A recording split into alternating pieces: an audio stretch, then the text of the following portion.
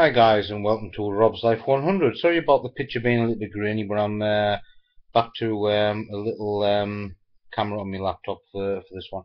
Anyway, I'll just like to talk about what's happened since the election, and basically what Cameron is planning on doing next. Well, we all know that the Conservative Party got in, and basically everyone's running to the hills because we know what's coming.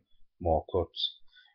We knew that there was going to be more cuts from whoever got in anyway, but these cuts are going to be even worse than the first lot that we had when the Tories got in with the Lib Dems.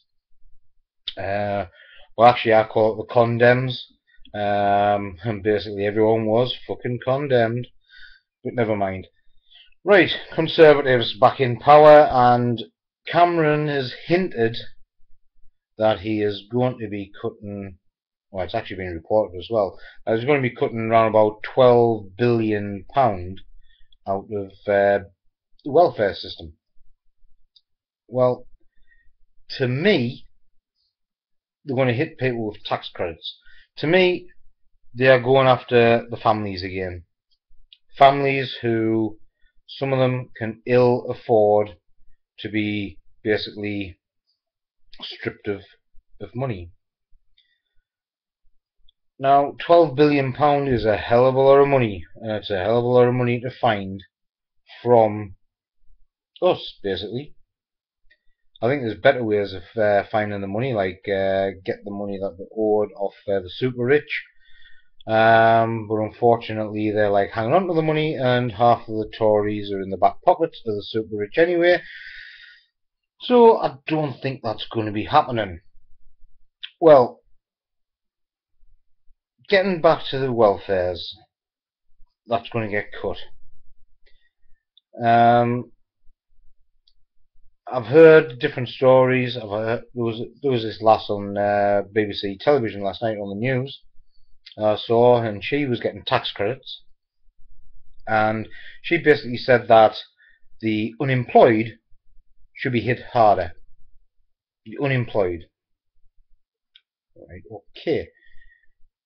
Let's put it this way. The unemployed in the UK get round about £77 a week on average. They're say a couple of pence less.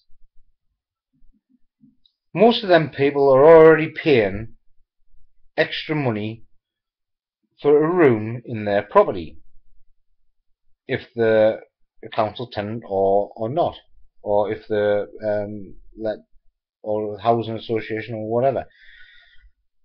I was in that case last year and the year before, where I was actually unemployed.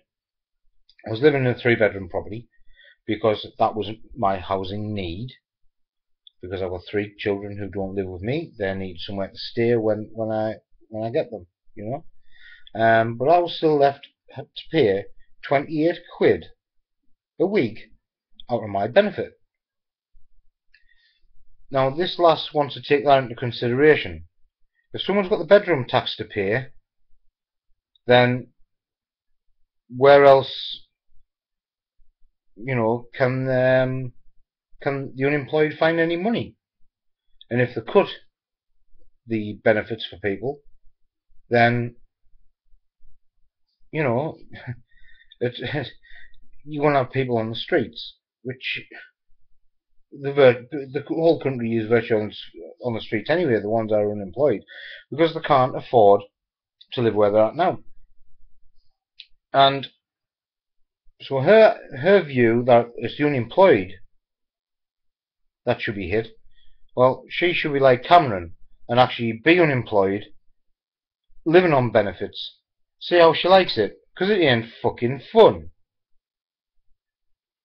Now, I'm a firm believer that if you want to go and work, you'll find work. Like what I did, I found work. So, but I still had to go through the rigmarole of being unemployed for a period of time, and I'll tell you now, I don't want to go back there because I know what it's like. It's absolutely horrible. It's terrible, and it demoralises people. So anybody out there who's got the view that the unemployed are the scourge of the earth, they're not. They're just looking for work, and they need a little bit of money to tide them over. Whereas you've got the long-term unemployed, scroungies, and even I've got views on them.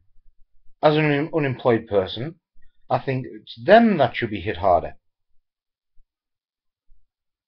You know, somebody that's been unemployed for, say, 10 years. And I know people that have been, in fact, I know people who've actually been on the dole since they left school. When I left school, I'm 43 this year. You know what I mean? They have been on the dole in the 30 year. 25 year, I should say. 25 to 30 year, they've been on the dole. Now, I've worked all my life, apart from a year and a half, 18 months, I was unemployed. And so I've paid in. It's the long-term unemployed that should be hit. Really, it is. We're getting back to what Cameron's going to cut. My God. There is families out there that are desperate for money, and they rely on tax credits to top the earnings up, because they're on low income. And I'm talking about £10,000 a year and less, you know. And to me, you can't take money away from them. Yes, I know it's a merry-go-round where people are working, paying tax, and then they get some money back off the government. Sometimes it's more than what they actually put in. And it is a bit of a merry-go-round. But what needs to happen, really, is a living wage. And that goes for benefits as well. You know, you've got to have a living wage. Benefit, well, when you're on job seekers allowance, for example, I think it should be set at £100 a week. Just because you've got the council, you've got all the other benefits as well on top. But you also got the bedroom tax to pay. I don't think that, you know, that shouldn't be in. That shouldn't have to be affecting people what they live on. Because, you know, me, I was buying food and gas and electric. That's all I could do. Yes, I smoke, but I was buying, you know, cheap tobacco. I could. I did without a little bit of food, but not enough to hurt me, if you know what I mean. And I cut down on my smoking. But what I'm saying is, we've got to realise that yes, there's cuts, but for God's sake, Cameron, get a reality check and don't cut the people off that voted for you. You know, it's hard to put into words, but what I'm trying to say is the welfare of this country, there's other areas of it which can be hit rather than the families. I'm not talking about pensions, and I'm not talking about the unemployed or the tax credits. It's people who claim benefits who shouldn't really be entitled to that benefit. And also cut down on all these letters that get sent out to people. What they should do is, because everyone's had it when you've signed off, you get 4 or 5 letters land on your doorstep one day. That all costs. Put them all in one envelope. Cut down your costs. Also, get some people in the job centres that know what they're doing. Don't have people in there that don't know what the hell they're doing. Because at the end of the day, that's waste. You know, there is ways and means of cutting money out of what the government spends.